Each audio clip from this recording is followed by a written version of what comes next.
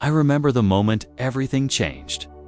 I was just another Imperial guardsman trying to stay alive on a battlefield that felt like the universe's trash pile. Smoke burned my eyes, broken tanks lay scattered around me, and the ground shook under non-stop bombardment. I kept my head down, firing blindly, trying not to think about how many of us had already been turned into ash. The air tasted of metal and dust. Every second felt like my last. Then something impossible happened. The sound of war didn't fade, it simply stopped. Last fire paused in midair, like glowing insects frozen in glass. Shells hung above the ground without bursting. Even the screams around me cut off mid-breath. At first, I thought my mind finally snapped from fear.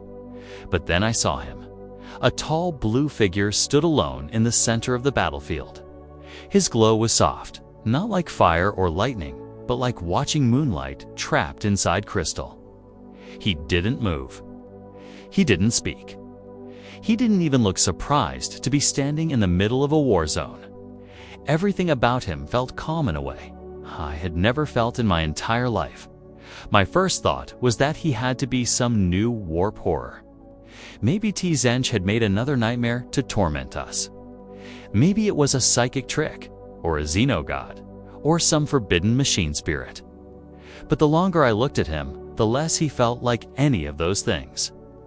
There was no madness, no corruption, no hunger in his presence. Instead, there was something stranger-like. He was studying us the way someone might study a puzzle they already solved a long time ago. Without warning, he lifted his hand. A dozen shells that had been frozen in the air simply fell apart into dust. No sound, no explosion, no heat, just tiny gray particles drifting away. Soldiers dropped their guns. Some fell to their knees. Others backed away, shaking. The enemy across the field did the same. For the first time I had ever seen, both sides were equally confused and terrified. Then a voice slipped into my mind. It wasn't loud. It wasn't harsh. It felt like someone gently placing a thought where they wanted it. He told us he meant no harm. He said he was exploring timelines. He said he was searching for fixed points of destiny. I didn't understand a single thing he meant, but when he said those words, the galaxy suddenly felt like a very small place. Our officers tried to regain control. They shouted orders to fire heavy weapons, to activate tanks, to bring him down at all costs. Nothing responded. Engines refused to start. Guns jammed. Vox units went silent. It was like he had quietly turned the entire battlefield off with one thought. Then he looked at me, not at the army, not at the commanders. Me, you are aware, he told me. You will observe. A chill ran through me, deeper than fear.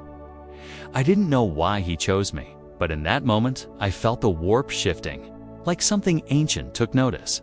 The galaxy already felt broken. But that day I realized it could break even more. After that first meeting, everything around me changed again. I didn't follow Dr. Manhattan by walking behind him. Instead, it felt like a part of my mind stayed linked to his thoughts. Wherever he went, I saw it as if I was standing right beside him, even when my body stayed on the ground. It was like he wanted me to witness everything he did. At first, he didn't even take a step.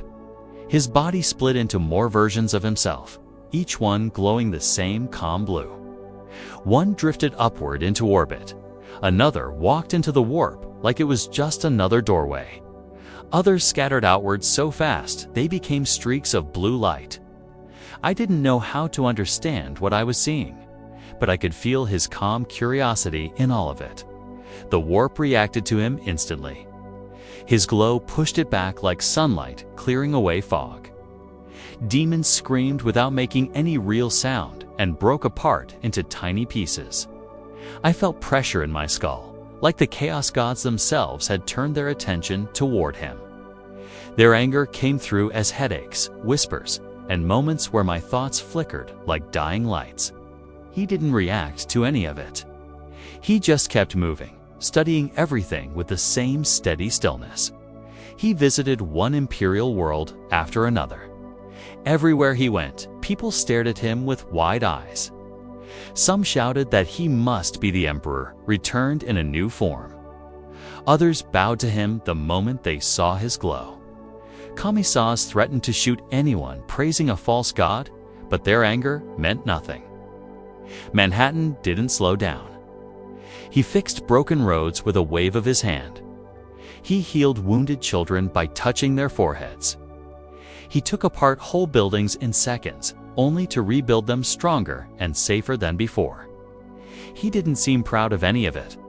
He was just studying. The Adeptus Mechanicus reacted in the strangest way. Tech priests swarmed him like insects chasing a holy light. Some chanted prayers, begging him to reveal which machine spirit he belonged to. Others screamed that he was a threat greater than any Xeno. When Manhattan opened the reactor core of a Titan without damaging a single part, half the priests collapsed in worship, while the other half declared him an abomination. Manhattan didn't respond to either side. He simply folded the reactor closed again and walked on. Then he tried something that shook the galaxy. He attempted to observe the warp from every place in time at once. I felt a ripple shoot through space, and whole sectors trembled. Astropaths clutched their heads and fainted. Navigators lost control of their senses. Warp storms rose like explosions. But the storms bent away from him, refusing to touch him. As if chaos itself was afraid. He tried to improve the galaxy after that. He redirected a solar flare to power dying cities. He repaired forgotten starships. He cured sicknesses that had tormented entire planets. But each time he fixed a problem, a new one appeared instantly. Human greed. Tyranids drawn by the energy he released. Orcs charging toward anything bright and loud. Nothing stayed repaired. For the first time, I sensed confusion inside him. He spoke directly into my mind. This galaxy breaks faster than I can mend it. Conflict is its foundation. His calm voice carried something I never expected, almost a hint of sadness, and far away. Deep inside the warp, I felt something huge begin to move toward him. The moment Dr. Manhattan stepped fully into the warp, I felt the change through the strange link he kept between us. The air around my body turned cold, even though I wasn't anywhere near him. My thoughts stretched, twisted, and then snapped into a new shape that let me witness the warp exactly as he saw it. It felt like falling without moving. The warp appeared to him as a living storm made of every emotion the galaxy had ever felt. Rage boiled like oceans of fire. Fear moved like black smoke. Hope flickered like thin lights trying to survive against crushing darkness. Memories drifted as loose shapes. Souls sparkled like tiny sparks being pushed back and forth by endless winds. Time twisted into knots, loops, and spirals that made no sense to me. Through all this chaos, 4 massive shadows formed in the distance.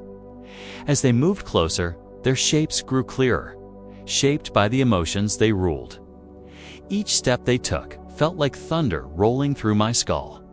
Khorne came first, towering like a mountain made of hate and iron. His roar hit like burning metal. He hated Dr. Manhattan instantly because Manhattan felt nothing, no anger. No passion, no heat, nothing for him to drink. Khorne charged with a weapon shaped from every violent act ever committed. The blade held the weight of billions of deaths. But when he swung it, Manhattan simply wasn't there. He existed in multiple points at once, watching the strike pass through empty space with calm curiosity. Nurgle rose next, swollen with decay and sickness. He welcomed Manhattan with a warm, horrible laugh, offering rot as if it were love. A thick cloud of plague drifted toward Manhattan, full of every infection that had ever cursed humanity. Manhattan reached out and touched it lightly. The entire cloud collapsed into harmless dust, as if the idea of disease had been erased from it. Nurgle's cheerful tone turned into a howl of confusion and despair. Sinch circled Manhattan like a twisting ribbon of logic and madness. He tried to read Manhattan's future the way he read every mind, but Manhattan didn't have a single future. He had endless paths branching in all directions. Tzeentch's vision shattered, breaking into sharp pieces of possibility he could no longer control. His scream felt like 1,000 birds made of glass breaking at once. Slaanesh. Followed with a soft whisper that felt like silk brushing against my thoughts. Every promise of pleasure, beauty, and desire poured toward Manhattan. But Manhattan had no wants. Slaanesh touched an empty void and recoiled with disgust. As if speaking to a hollow echo, the four gods united in panic and hurled a massive wave of raw warp energy at him. Through Manhattan's view, I watched him raise a hand, not in fear or defense, but with the focus of someone studying a new organism. He absorbed the entire wave into his body, examined it, and spoke a single calm thought: emotion given shape. A universe reacting to itself. The warp trembled. Entire regions flattened, losing color and shape. Demons flickered like broken lights. The Chaos Gods felt something they were not used to fear. Manhattan wasn't trying to destroy anything. He simply wanted to understand. That desire alone damaged the warp, leaving a wound Chaos couldn't mend. When he stepped back into real space, the shock slammed into my mind so hard I collapsed. When I opened my eyes again, fleets fought in panic. Planets shook, and the galaxy looked ready to tear itself apart. And through the fading link, I felt one more presence take notice. The Emperor himself,